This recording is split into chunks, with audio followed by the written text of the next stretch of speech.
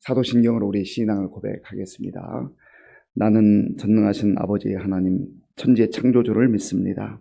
나는 그의 유일하신 아들 우리 주 예수 그리스도를 믿습니다. 그는 성령으로 잉태되어 동정녀 마리아에게서 나시고 본디오 빌라도에게 고난을 받아 십자가에 못 박혀 죽으시고 장사된 지 사흘 만에 죽은 자 가운데서 다시 살아나셨으며 하늘에 오르시어 전능하신 아버지 하나님 우편에 앉아 계시다가 거기로부터 살아있는 자와 죽은 자를 심판하러 오십니다.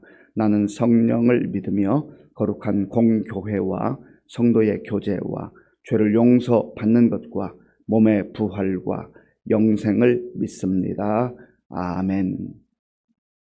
하나님께서 오늘 우리에게 주시는 말씀 베드로후서 2장입니다. 신약성경 384쪽 베드로후서 2장을 교독하겠습니다. 그러나 백성 가운데 또한 거짓 선지자들이 일어났었나니 이와 같이 너희 중에도 거짓 선생들이 있으리라. 그들은 멸망하게 할 이단을 가만히 끌어들여 자기들을 사신 주를 부인하고 임박한 멸망을 스스로 취하는 자들이라. 여럿이 그들의 호색하는 것을 따르리니 이로 말미암아 진리의 도가 비방을 받을 것이요 그들이 탐심으로써 지어낸 말을 가지고 너희로 이득을 삼으니 그들의 심판은 옛적부터 지체하지 아니하며 그들의 멸망은 잠들지 아니하느니라. 하나님이 범죄한 천사들을 용서하지 아니하시고 지옥에 던져 어두운 구덩이에 두어 심판 때까지 지키게 하셨으며 옛 세상을 용서하지 아니하시고 오직 의를 전파하는 노아와 그 7 식구를 보존하시고 경건하지 아니한 자들의 세상에 홍수를 내리셨으며 소돔과 고모라 성을 멸망하기로 정하여 죄가 되게 하사 후세에 경건하지 아니할 자들에게 본을 삼으셨으며 무법한 자들의 음란한 행실로 말미암아 고통당하는 의로운 롯을 건지셨으니 이는 이 의인이 그들 중에 거하여 날마다 저 불법한 행실을 보고 들으므로 그 의로운 심령이 상함이라. 주께서 경건한 자는 시험에서 건지실 줄 아시고 불의한 자는 형벌 아래에 두어 심판 날까지 지키시며 특별히 육체를 따라 더러운 정욕 가운데 행하며 주관하는 일을 멸시하는 자들에게는 형벌할 줄 아시느니라. 이들은 당돌하고 자긍하며 떨지 않고 영광 있는 자들을 비방하거니와 더 큰 힘과 능력을 가진 천사들도 주 앞에서 그들을 거슬러 비방하는 고발을 하지 아니하느니라. 그러나 이 사람들은 본래 잡혀 죽기 위하여 난 이성 없는 짐승 같아서 그 알지 못하는 것을 비방하고 그들의 멸망 가운데서 멸망을 당하며 불의의 값으로 불의를 당하며 낮에 즐기고 노는 것을 기쁘게 여기는 자들이니 점과 흠이라. 너희와 함께 연회할 때에 그들의 속임수로 즐기고 놀며 음심이 가득한 눈을 가지고 범죄하기를 그치지 아니하고 굳세지 못한 영혼들을 유혹하며 탐욕에 연단된 마음을 가진 자들이니 저주의 자식이라. 그들이 바른 길을 떠나 미혹되어 부올의 아들 발람의 길을 따르는 도다. 그는 불의의 삭슬 사랑하다가 자기의 불법으로 말미암아 책망을 받되 말하지 못하는 나귀가 사람의 소리로 말하여 이 선지자의 미친 행동을 저지하였느니라. 이 사람들은 물 없는 샘이요 광풍에 밀려가는 안개니 그들을 위하여 캄캄한 어둠이 예비되어 있나니 그들이 허탄한 자랑의 말을 토하며 그릇되게 행하는 사람들에게서 겨우 피한 자들을 음란으로서 육체의 정욕 중에서 유혹하는도다. 그들에게 자유를 준다 하여도 자신들은 멸망의 종들이니 누구든지 진 자는 이긴 자의 종이 됨이라. 만일 그들이 우리 주 되신 구주 예수 그리스도를 알므로 세상의 더러움을 피한 후에 다시 그 중에 얽매이고 지면 그 나중 형편이 처음보다 더 심하리니 의의 도를 안 후에 받은 거룩한 명령을 저버리는 것보다 알지 못하는 것이 도리어 그들에게 나으니라. 참된 속담에 이르기를 개가 그 토하였던 것에 돌아가고 돼지가 씻었다가 더러운 구덩이에 도로 누웠다 하는 말이 그들에게 응하였도다. 아멘. 사도 베드로는 거짓 선지자들, 거짓 선생들에 대해서 경고하고 있습니다. 진리가 있고 참이 있는데 거짓이 있다라는 거예요. 진리가 있으면 반드시 진리를 흉내내는 거짓이 있다라고 하는 겁니다. 진짜가 있는가 하면 진짜를 흉내내는 가짜가 있다라는 것이죠. 유독 기독교를 흉내내는 그 사이비들이 많습니다. 좀 이상하잖아요. 진짜기 때문에 진짜를 모방하는 가짜들이 여기저기서 우후죽순 일어나는 겁니다. 그리고 이미 예수님께서도 말세가 가까워 올 때 거짓 선지자들이, 적 그리스도들이 곳곳에서 나타나서 마치 자기가 그리스도인 것처럼, 자기가 메시아인 것처럼 그렇게 속임수로 미혹할 것이다 경고해 주셨습니다. 그래서 이 미혹을 받지 않게, 시험에 들지 않기 위해서 깨어 기도하라 말씀하신 것 아니겠어요? 깨어서 기도하는 사람만이 영적 분별을 할 수 있다는 거예요. 분별력을 가지고 무엇이 진짜인지 무엇이 가짜인지, 그리고 무엇이 진리인지 무엇이 거짓인지를 분별할 수 있다는 거예요.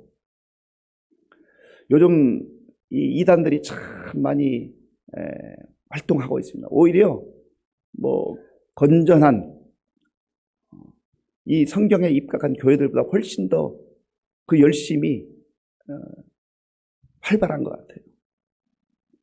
거리에서 요즘 노방전도 잘 안 된다고 하는 시대에 노방전도도 더 적극적으로 하는 것 같아요. 그러나 거짓과 또 가짜가 열심을 낸들 하나님께 인정받을 수 있냐 말이에요. 그러나 문제는 이것을 분별하지 못하는 사람들이 미혹에 넘어갈 가능성이 많다라는 것이죠. 그래서 그저 교회 이름만 붙여놓으면 전부 다 교회인 줄 알고, 다 성경적인 교회인 줄 알고, 심지어 요즘에는 하나님의 교회 붙여놓으니까 참 민망합니다. 그래서 분별을 하지 못하면 가짜에 속아 넘어갈 수 있다라는 것이죠. 자, 1절 말씀, 1절 우리 함께 읽겠습니다. 그러나 백성 가운데 또한 거짓 선자들이 일어났었나니 이와 같이 너희 중에도 거짓 선생들이 있으리라. 그들은 멸망하게 할 이단을 가만히 끌어들여 자기들을 사신 주를 부인하고 임박한 멸망을 스스로 취하는 자들이라. 아멘. 거짓 선자들이 과거에도 있었고 또 지금 이 시대, 우리가 살아가는 시대에도 앞으로도 얼마든지 나타날 거라고 하는 것을 예수님께서는 말씀하셨고 또 사도들도 주님 말씀 받은 대로 그렇게 전하고 있는 것입니다. 이미 2000년 전에 베드로가 사도로 활동할 때, 복음을 전할 때도 곳곳에서 거짓 선자들이 나타났어, 거짓 선생들이 들어와서 성도들을 혼란하게 하고 교회를 혼란하게 하고 무질서하게 만들려고 했다라고 하는 것이죠. 그런데 이들의 특징에 대해서 말하는데요, 그들은 멸망하게 할 이단을 가만히 끌어들인다. 멸망하게 할 이단을 가만히 끌어들인다. 그 사이비 집단에도 또 이단인 교회에도요, 사람들이 볼 때 신선한 것처럼 보이는 게 있을 수 있고 또 능력이 나타날 수도 있어요. 그러나 내 생각에 좀 신선한 것처럼 보인다 해서, 능력이 나타난다 해서 그게 진짜가 아니라고. 예수님께서 이미 말씀해 주지 않으셨습니까? 주여 주여 하는 자마다 다 천국에 들어갈 것이 아니라, 그때에 하나님 앞에 와서 내가 주의 이름으로 귀신도 쫓아내고 병든 자도 고치고 대단한 능력을 했다라는 거지요. 그런데 예수님께서는 그날에 만왕의 왕으로 심판주로 내가 너희들을 모른다, 불법을 행하는 자들아. 능력이 나타나도 불법을 행하는 자들이 있단 말이죠. 악한 영에 사로잡혀서 오히려 사람들의 관심을 끄는 그러한 세력들이 있다는 것이죠. 그런데 완전히 다르면 우리가 잘 모를 수 있잖아요. 왜 사입이나 이단에 속아 넘어가느냐. 이단이란 말이 대부분 같아 보이는데 끝에 가면 달라져요. 끝에 가면. 그래서 저 다 성경책을 말합니다. 하나님 말씀인 것처럼 말해요. 성경 구절을 설명해요. 기가 막힌 것 같아요. 그런데 끝에 가면 교주가 예수를 대체하기 위한 메시아다. 내가 보혜사 성령이다. 이렇게 나오는 것이죠. 그러니까 처음부터 대놓고 하면 누가 모르겠습니까?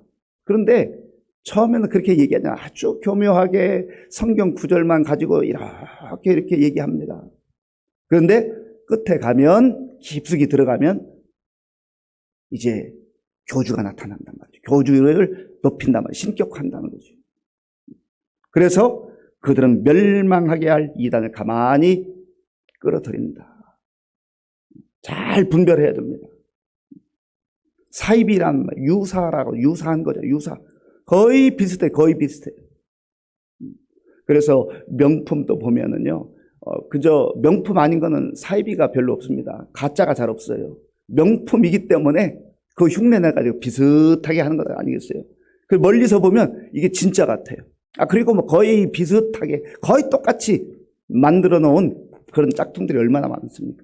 영적으로도 얼마든지 그럴 수 있다는 거예요. 위조 지폐 웬만한 사람들은요, 그거 보면서도 잘 분간 못하는 경우가 있어요. 분별력을 가지고 우리가 영적으로 이 시대를 바라보지 않으면 주님께서 말씀하신 대로 거짓 선자들이 얼마든지 판치는 시대이지만, 그러나 주님께서 베드로를 통해서 말씀하신 그들은 멸망하는 자들이라 말씀하셨어요. 이들은 주를 부인하고 주를 부인합니다. 결국은 겉으로는 예수님을 말하는 것처럼 보이지만 예수님을 부인하는, 예수님이 실패했다는 거예요. 예수님을 자기가 대체하기 위해 왔다는 거지요.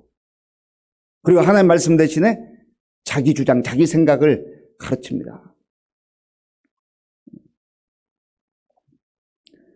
2절 말씀, 2절, 3절, 2절과 3절을 제가 읽겠습니다. 여럿이 그들의 호색하는 것을 따르더니 이로 말미암아 진리의 도가 비방을 받을 것이요 그들이 탐심으로서 지어낸 말을 가지고 너희로 이득을 삼으니 그들의 심판은 옛적부터 지체하지 아니하며 그들의 멸망은 잠들지 아니하느니라. 아멘. 1절에서도 멸망에 대해서 베드로는 강조하고 있고, 또 3절에서도 멸망에 대해서 강조하고 있습니다. 하나님의 심판과 멸망은 반드시 있다라는 것이죠. 그런데 이들의 특징이 뭐냐면 호색하는 것을 따른다. 호색. 도덕적으로 타락하고 음란한 것을 추구하고 인간의 욕망과 정욕을 따른다는 것이죠. 이미 뉴스에도 여러 번 나지 않습니다. JMS 같은 경우 얼마나 도덕적으로 타락하고 많은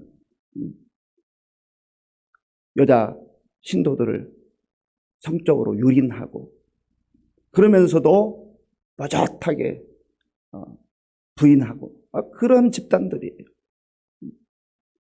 그러한 영적인 내용과 또 윤리적, 도덕적으로 타락한 이러한 모습들은 반드시 하나님 앞에서 심판받고 멸망하게 될 날이 있다는 것이죠.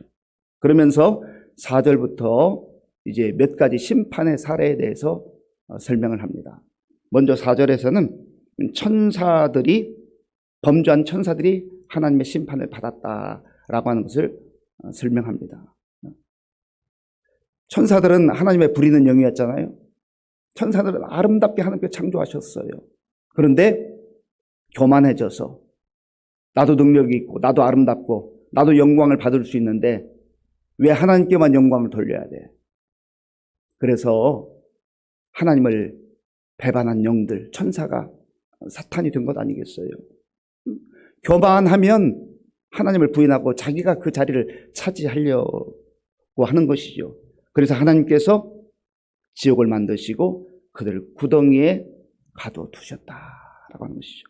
자, 4절을 제가 읽겠습니다. 하나님이 범죄한 천사들을 용서하지 아니하시고 지옥에 던져 어두운 구덩이에 두어 심판 때까지 지키게 하셨으며 아멘. 범죄한 천사들을 용서하자는 거예요. 그리고 죄에 대해서는 반드시 하나님의 심판이 있다라는 겁니다. 그리고 지옥을 하나님께서 두시고 이 범죄한 천사들을 거기에 가두어 두셨다라고 말씀하고 있지 않습니까? 물론 사탄이 여전히 세상에 아직까지 하나님께서 허락하시기 때문에 활동하지만, 그러나 마지막 날에 예수님께 재림하시는 그날에는 더 이상 이제는 활동하지 못하고 완전한 심판 아래에 놓일 수밖에 없다라고 하는 것을 말씀하고 있는 것입니다. 그리고 노아 당시에 하나님께서 경고하신 대로 물로 세상을 심판하신 그 심판을 베드로가 언급하고 있습니다. 자, 5절 말씀 우리 같이 읽어보겠습니다. 옛 세상을 용서하지 아니하시고 오직 의를 전파하는 노아와 그 7 식구를 보존하시고 경건하지 아니한 자들의 세상에 홍수를 내리셨으며 아멘. 심판이 반드시 있었다, 있다, 앞으로도 있을 것이다 라고 하는 것을 역사적 사건을 통해서 말씀하고 있는 거예요. 사람들은 말합니다. 아니, 사랑의 하나님이 어떻게 지옥이 있겠어요? 지옥이 없을 겁니다 라고 주장하지만, 그러나 그것은 자기 생각이지, 성경에 보면 천국과 지옥에 대해서 많이 언급하고, 예수님 자신이 내가 하늘 보좌에서 그 모든 것을 내려놓고 여기에 왔다, 천국 복음 하나님 나라를 전하기 왔다, 회개하라 천국이 가까이 왔느니라. 예수님이 공생애를 시작하시면 첫 번째로 말씀하신 내용이 회개하라, 죄에서 돌이키라, 천국의 하나님의 나라가 가까웠기 때문이다. 그리고 지옥에 대해서도 말씀하셨잖아요. 예수님이 말씀하셨는데 지옥을 부인하면 다 부인하는 것 아니겠어요? 노아 당시에 사람들이 먹고 마시고 자기 마음대로 살았지만 때가 되었을 때에, 전혀 생각지 못했을 때에 심판이 있었고, 또 순종한 자들에게는, 노아와 그의 식구들에게는 하나님께서 구원을 베풀어 주셨다. 이것은 주님 오시는 날에도 반드시 그렇게 되어진다라고 하는 것입니다.